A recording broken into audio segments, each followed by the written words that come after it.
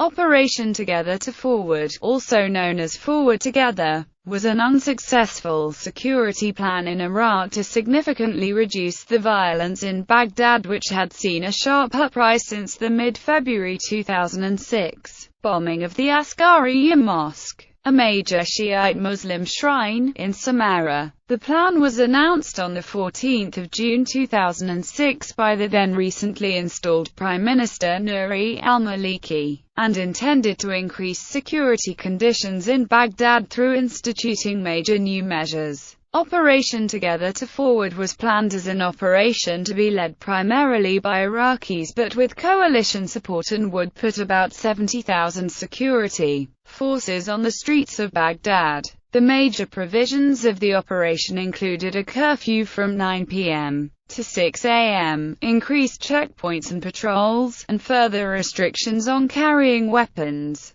Additionally, Iraqi and coalition troops would raid terrorist cells and attempt to disrupt insurgent activities through active missions against suspected insurgent locations. However, although highly touted at the time of its introduction, the plan failed to increase security in the capital as the high level of violence continued, with a spate of major bombings and sectarian killings throughout June and July. Timeline. On 24 July 2006, it was announced that Prime Minister Maliki was heading to Washington, D.C., for talks about the security situation with President George W. Bush. The White House also publicly admitted for the first time that the operation had been a failure, and that a new security strategy for Baghdad would be designed. On 1 August it was announced that the U.S. would redeploy 3,700 troops, mainly the 172nd Infantry Brigade, from Mosul to Baghdad to bolster security in the capital.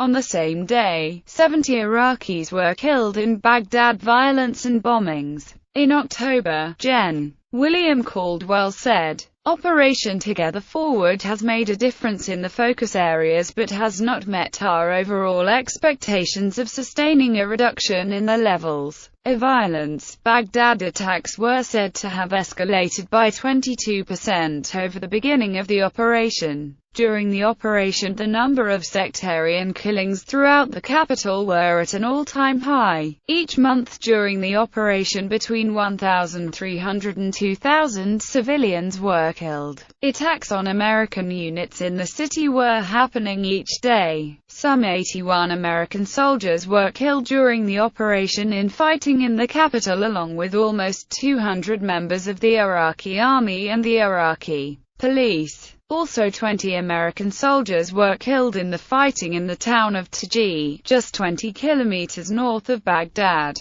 One American soldier was captured in Baghdad a day before the operation ended. An unknown number of Iraqi insurgents were killed or captured, but it was probably several hundred. The UN reported that 14,000 civilians were killed in the whole of Iraq during the battle. On 23 October, the White House announced that it would be reviewing its overall Iraq security strategy as the unrelenting violence the country continued, and the U.S. military death toll for October became the highest of 2006. The operation ended the next day. On 23 November, a massive, coordinated car bomb and mortar attack in the Sadr City section of Baghdad killed 215 people and wounded a further 250. On 12 December, a suicide car bomber targeting laborers killed 60 people in Baghdad and wounded 220 others.